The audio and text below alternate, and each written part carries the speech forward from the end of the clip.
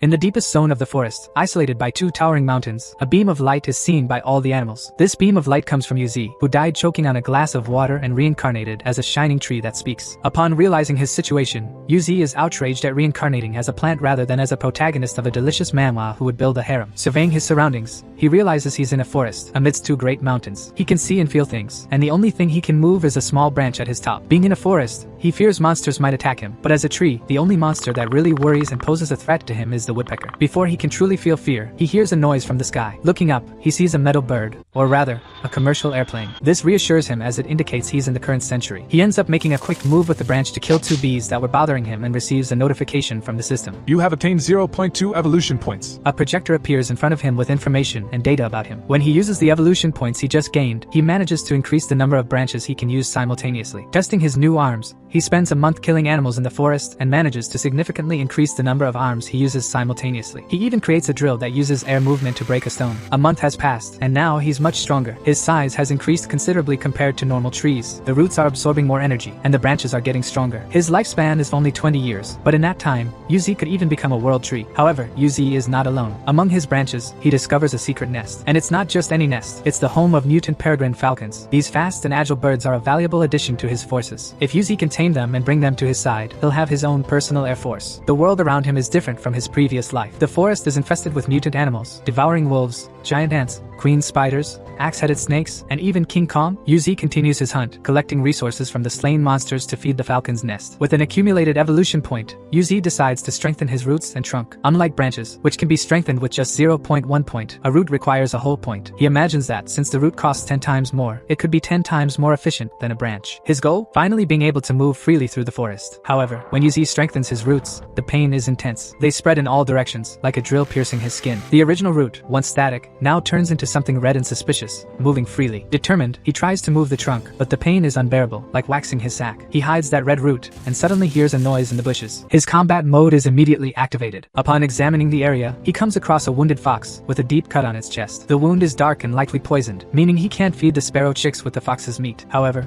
a system notification informs that the tree's branches have detoxifying and energizing properties. So, with his tree neurons, he thinks of healing the fox and then killing it, recovering the points he spent on healing it, and still giving its meat to the sparrows to eat. Stunks. Before he can execute the fox, it surprises him with a lethal blow that captures Yuzi's heart, who can't resist and ends up falling for the fox's charm. However, the tree sap not only heals the fox but also evolves it, transforming it into a fire fox. Curious, Yuzi asks the fox about the reason for its weakened state, and somehow, she manages to communicate, revealing that she was hunted by humans due to the value of her fur. The fox ends up hearing a noise coming from the bushes and flees, leaving Yuzi alert.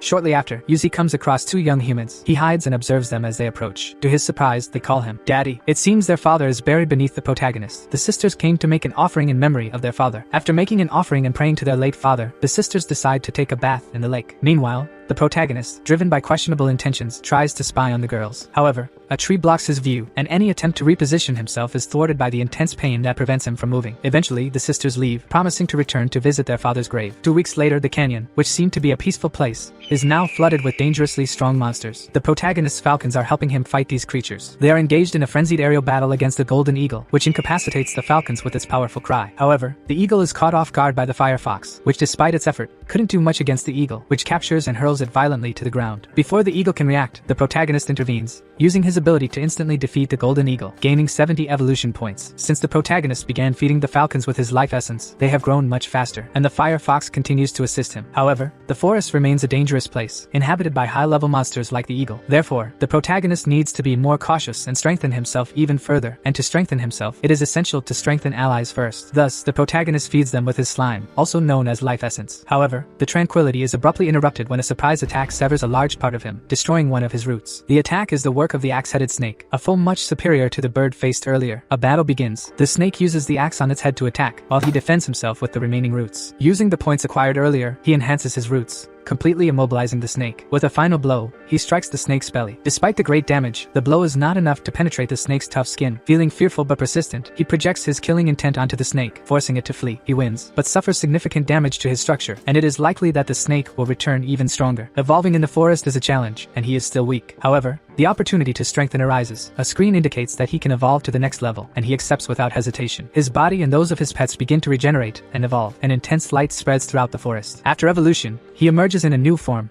the mutant willow. The fire fox evolves to stage 7, and the peregrine falcons reach stage 5, acquiring red crests. Now stronger, he sends the falcons in search of the axe-headed snake. They shoot like bullets, and he speculates that with this speed, they may be able to pierce the snake's tough armor. The fox, now with a more imposing appearance, demonstrates a significant increase in strength. But things are never simple. While inspecting his status panel, he hears voices asking for help. They are the two sisters who visited their father's grave earlier. They flee from a herd of furious monsters, likely attracted by the light emitted by the protagonist before evolving. The reason monsters attack him is because they see him as a source of energy, and whoever devours him will absorb all the energy he possesses. Before the monsters can attack the girls, the protagonist's pets intervene, saving them at the last second, and a monster war ensues. The monsters try to advance but are hindered by the roots. Some come close, but they are quickly annihilated. The strongest ones are subdued to obey him.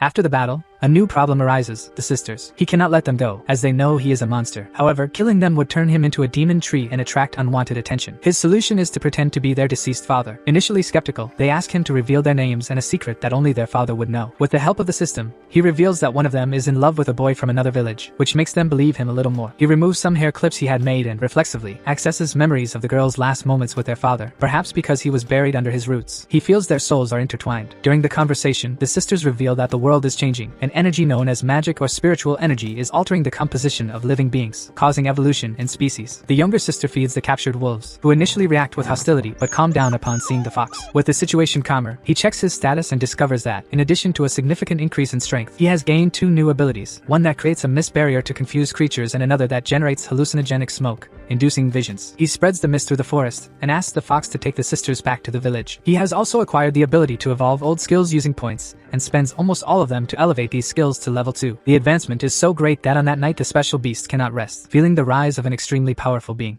He tests the effect of the hallucinogenic gas on the wolves, making them see their worst fears, and plans to save points to improve the regeneration ability. His evolution is unstoppable, with roots now over 100 meters deep, reaching unknown caves even for humans. However, despite his strength, the concern persists. The axe-headed snake is still a danger, and hunting it could attract even more powerful monsters. For now, he decides to wait. The wolves, still under the influence of hallucinogens, begin to bark, and to silence them, he whips them using his branches. The sisters disapprove of this when they see it, and treat the wolves' wounds, creating a kind of bond between them. In fact, they have a great affinity with animals and get along very well with all of them. However, this peace doesn't seem like it will last long. In a distant cave, the snake is recovering and storing energy for its revenge.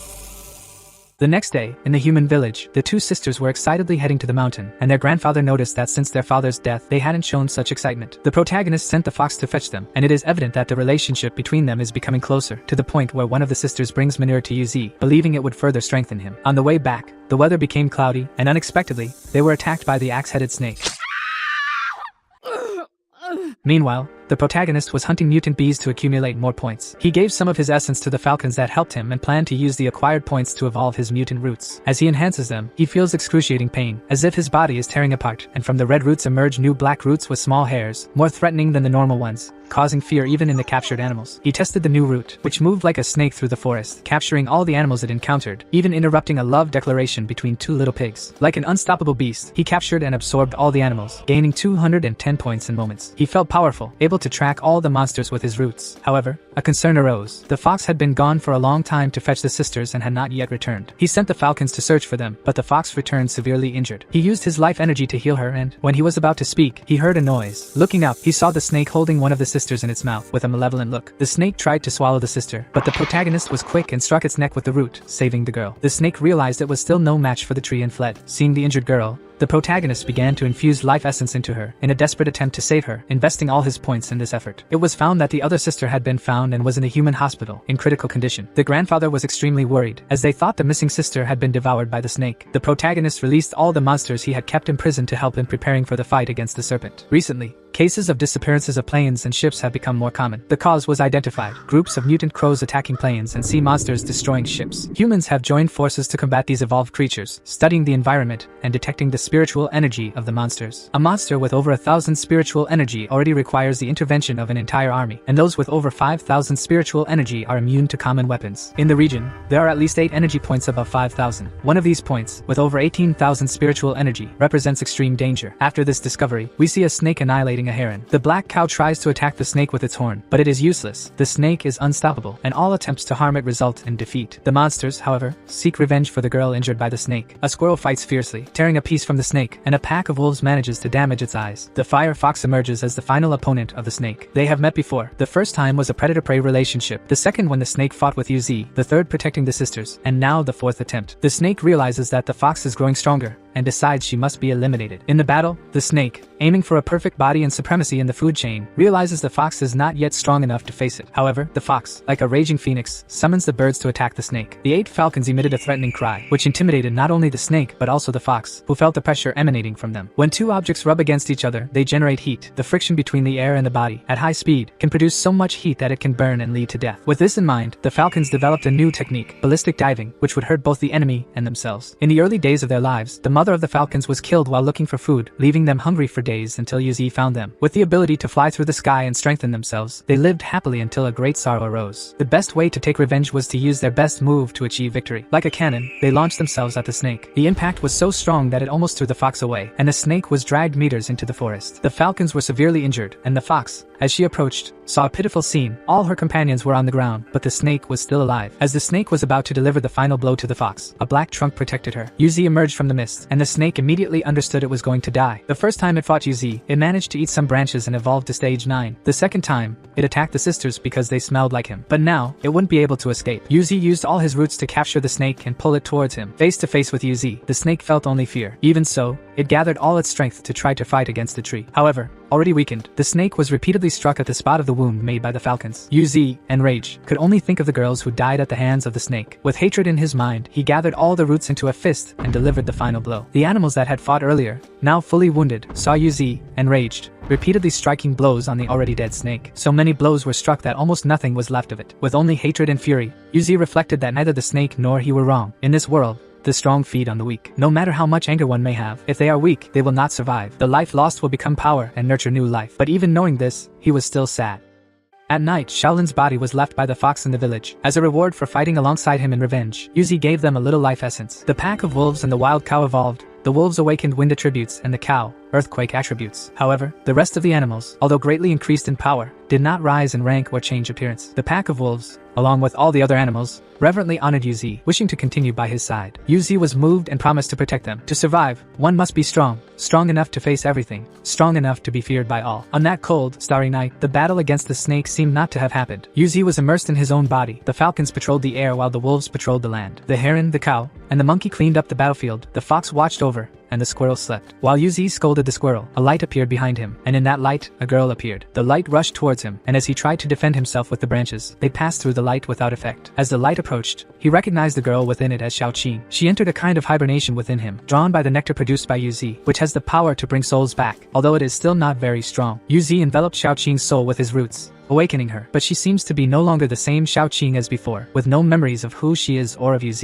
He feels guilty, thinking that his longing brought her back, even if only as a spirit. He promises to protect her. He then discovers that her sister is still alive in a coma, and the protagonist finds hope of perhaps reviving her. UZ uses a bit of the life essence in her, strengthening her and making her grow a little. Xiaoqing sees her sister's body in a hospital, apparently in a coma, but able to make small movements. After using this power, Xiaoqing becomes exhausted, and UZ suggests that she could revive in Xiaoling's body in this world. The scene shifts to miles away, where two men atop a foggy mountain discuss their next target, which happens to be the mountain where UZ resides. They are magical beast hunters, and one of them, a hooded man, is an extraordinary, capable of controlling spiritual energy. Extraordinaries are people who can control spiritual energy, but they maximize this ability by gaining powers above humans. Meanwhile, UZ plays with the girl, discovering new abilities like telekinesis. Impressed by how quickly she learns, Xiaoqing was killed by wild animals, and the villagers are furious. UZ, however, does not intend to take advantage of the situation to show his power, as fighting against humans is the last option. Their goal is to turn the mountain into their world. Suddenly, it starts raining, and UZ feels a strange spiritual energy, sensing people approaching through the mist. It's the two men from the mountain, who are now traveling on foot, sending a subordinate to fetch two mysterious boys. The hooded man hears screams coming from the village and runs at high speed over the rocks, surprising everyone around. UZ is not intimidated by the presence of these men. On the contrary, he wishes to be found to demonstrate his true strength. Xiaoqing attempts to merge her body with that of her sister, blending her soul with hers. To assist in this process, UZ offers a bit of his life essence, while the extraordinary observes Xiaoling's comatose body. He stands there, observing her, feeling a weak spiritual pressure emanating from the girl's body. People awaken in different ways. Some need spiritual cleansing or soul resonance, and the time varies. Around the girl, he He notices that the element she will acquire will be fire, one of the rarest. The hooded man administers a healing potion into the girl's mouth, while Xiaoqing is about to evolve to level 5. Her soul expands in all directions, and when both events occur simultaneously, a bright red energy radiates through the forest, and Xiaoling awakens from the coma. The village celebrates with joy, but the hooded man is alarmed by her rapid awakening, indicating extraordinary talent. To celebrate the girl's awakening, the village organizes a grand feast with plenty of food for the soldiers. However, Xiaoling seems not to be enjoying it. She acts as a spy, trying to gather as much information about the soldiers as possible. She questions the reason for their presence there, and Yan, the hooded man,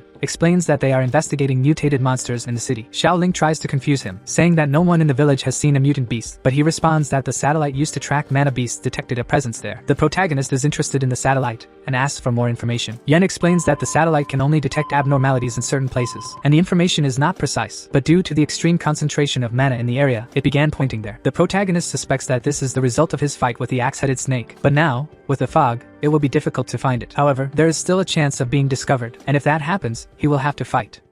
Xiaoling's grandfather talks to Yan about taking her for treatment after the mission, and they continue. Entering the forest and lost in the mist, they realize they are walking in circles and being watched by animals. The protagonist recognizes that Yan is a strong man and already has a plan to deal with them. Deeper into the forest, they hear howls in the distance and prepare, frightened. Like a lion attacking its prey, the wolf captures the army captain, who fires shots from special weapons while Yan kicks the wolf, causing it to release the captain. The wolf, not killed by the attack, returns and deeply wounds Yan before disappearing into the fog. The raccoon also attacks, and its strength allows it to make several cuts on the soldiers. The soldier fires a penetrating bullet at the raccoon, causing a huge explosion, but when the smoke clears, they see the pack of wolves protecting it from the blast. Everyone is extremely scared, and the protagonist, although previously human, is determined to eliminate this group. However, something strange happens. Yan begins to generate lightning around him and orders everyone to move as far away as possible. The soldiers, now gravely injured and furious with the monsters that survived the major attacks, carry the bodies of 6 of their friends. They leave the forest miserably, while the protagonist, concerned about the humans, plans to evolve to a point where they can no longer defeat him. He asks Xiaoqing about the whereabouts of her sister's body, which apparently is being transported by car to their base. Interestingly, the sister's body awakened the fire attribute, just like Xiaoqing. The guards are enchanted by her, watching her intently. However, she suddenly falls asleep with her head against the glass, leading them to debate whether to call her the Sleeping Girl or Sleeping Beauty. It seems that Xiaoqing cannot control her sister's body for long. The protagonist decides to give her the essence of life to extend the control time and accelerate her evolution. The wolves return from battle, carrying their raccoon friend, who is seriously injured. The protagonist realizes that Yan is formidable, as most beasts would have been destroyed by a single attack from him. To please his subordinates, he creates a small lake for them to recover. Although not as good as the Ling underground river, which contains a strong amount of aura, the lake helps heal their wounds. Thanks to Yuzi's roots, which absorb the aura from the river, the main trunk has grown significantly in just 10 days. The Ling underground river is where a strong amount of concentrated aura is contained and should only be used by monsters.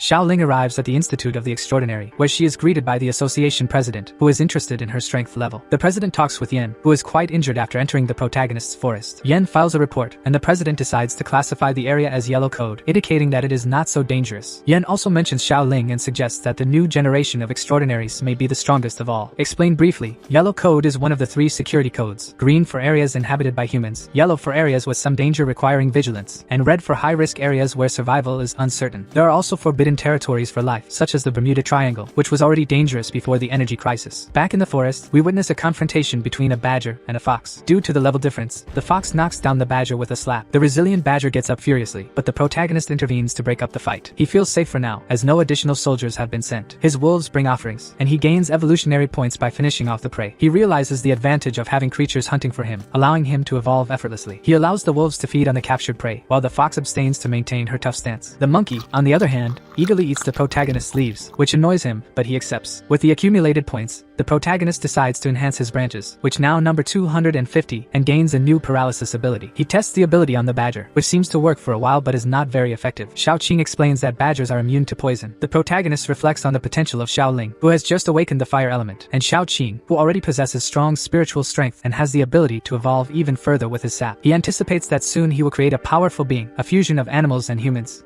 Xiaoqing prepares for an exam that will determine if she will become an extraordinary. She is ready to face anyone who tries to interfere with her path. The Institute of the Extraordinary is compared to a college in this world, where those who awaken spiritual powers are sent to train and perfect themselves. Functioning almost like an underground city, The institute is populated by teachers who are graduated extraordinaries, resembling the Hunter exam. The director emphasizes in his lecture the need for human evolution to ensure the survival of future generations. Institute candidates must undergo admission tests, the first being a spiritual pressure test that measures each one's spiritual energy. Yan Lengling impresses everyone by reaching 2,000 spiritual energy, a ranking considered superior. However, Xiaoling exceeds all expectations by reaching 6,054, causing the measuring machine to explode. Candidates with a level above 100 are referred to specific test fields, and Yan is responsible for the upper-level ranking test. The challenge is simple. If anyone can touch him, they all pass. Despite the collective effort, Yan remains undefeated until Xiaoling, using her fire power, almost manages to touch him before being betrayed by a classmate. Remembering her master's words, she quickly grabs this girl by the head and throws her to the ground. With every intention of killing her, prepares an attack that at the last second is prevented from hitting by the teacher. After the incident, Xiaoling returns to the forest in spiritual form and reports the events to the protagonist, who is impressed with the outcome, as she will now have private lessons. He also learns that all the residents of the Van village have moved to the city. Now he will be able to expand the territory even further without worrying about the presence of humans over time. During the winter, Yuzi further strengthens his branches and, despite the boredom, knows that soon he will face new challenges. In the northwest region,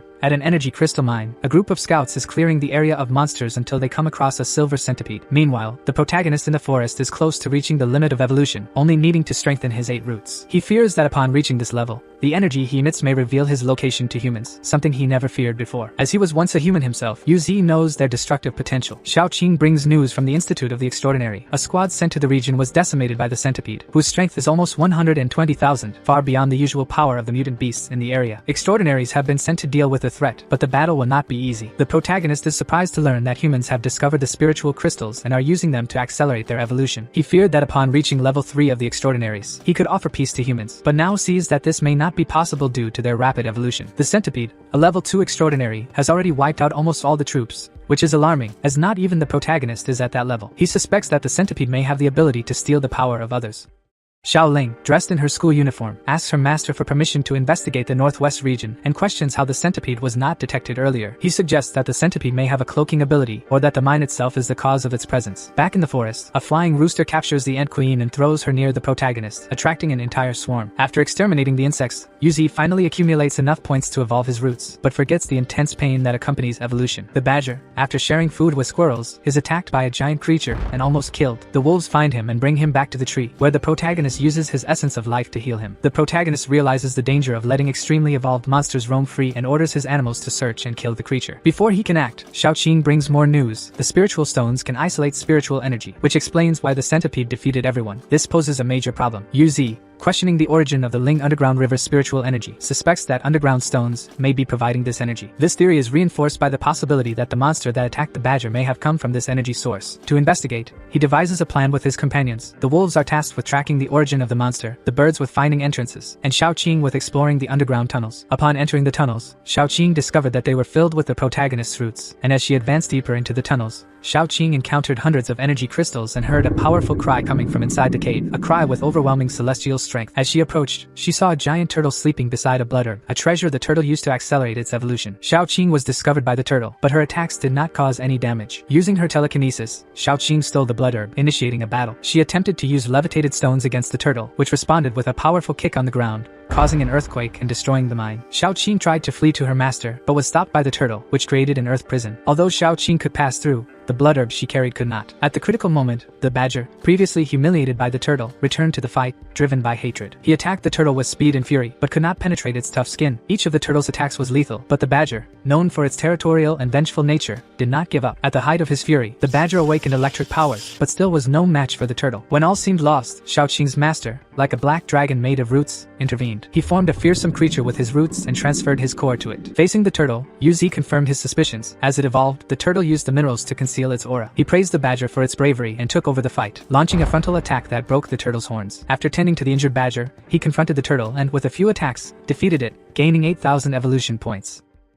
Yu Zi, now excited by the discovery of the cave full of energy crystals, created a tunnel and an underground shelter so that his animals could benefit from the stones and cultivate even more power. After a day of collection, the protagonist accumulated enough minerals for his evolution. With the renewal of his aura, the mutant birds that resisted the cold and did not migrate like common birds were exterminated. All the forest animals began to be pursued and captured by Yu Zi's expansive roots, which now extended beyond the mountain. Yu Zi assumed a new physical and spiritual form, transforming into a huge white tree. With the ability to control the earth element, Yu Zi could create a maze of thorns around him. His regeneration also improved significantly. Even if his entire body were destroyed, he could fully restore himself from a few remaining roots, and his mere presence caused the vegetation around him to flourish. The birds warned of the presence of a suspicious target, which was subdued miles away. The cow, attracted by a plant that grew on top of UZ, consumed the rock flower, a product of UZ's excess energy, and instantly evolved into a level 9 mutant bison. Most surprisingly, the creature acquired the ability to speak. With the elevation to level 9, the creature's spiritual consciousness expanded. The firewolf, nearing level 9, was also about to awaken its consciousness if it continued to cultivate well. Meanwhile,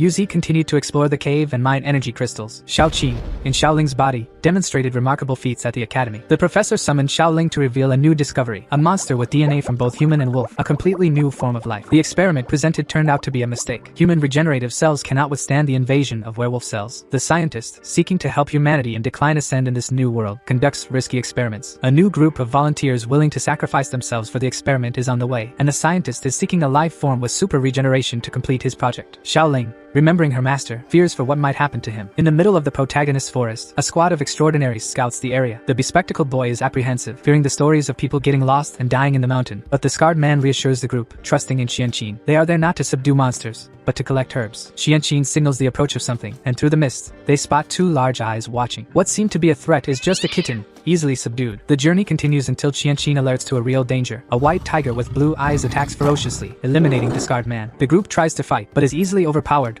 leaving only Qianqin. In desperation, Qianqin is saved by black tentacles that capture the tiger, and she faints. Back in the protagonist's clearing, the tiger is surrounded by the forest animals. Yuzi uses a new ability that, in addition to evolving creatures, makes them subconsciously obey him. The once ferocious tiger becomes docile quickly. Curious about the effect of sap on humans, Yuzi uses Qianqin and subjects her to the sap. She begins to speak of a destroyed world dominated by giant trees, where everything is controlled by the great tree. The sap not only works on humans, but also makes them see Yuzi as a god. He inquires about her ability, and she mentions having a sixth sense and intuition, which makes Yuzi laugh, considering it a minor skill. He releases her, and tells her she can stay to take care of the animals. She hesitates, but the sap makes her accept immediately. Yuzi instructs her to praise him repeatedly, and then orders her to undress, but she doesn't obey. There seems to be a limit to the effect of the sap on humans. He injects the sap into the other two captured men, and builds a small house for them to live in. Yuzi's clearing is transforming. Vegetation grows rapidly. There is a lake where animals can bathe and heal wounds. An underground tunnel provides access to the mines. And now there is a house where humans will live. After enhancing his earth ability, the protagonist can now move freely around the world. He has accumulated almost 13,500 evolution points after defeating the turtle and intends to use these points to further elevate the level of the earth element. The number of points gained when defeating a creature depends on its spiritual power. For example, defeating a creature with 80,000 points of spiritual power would earn him 8,000 evolution points. To test his evolved ability, he creates 4 pillars that elevate the animals standing on them, including the badger, which accidentally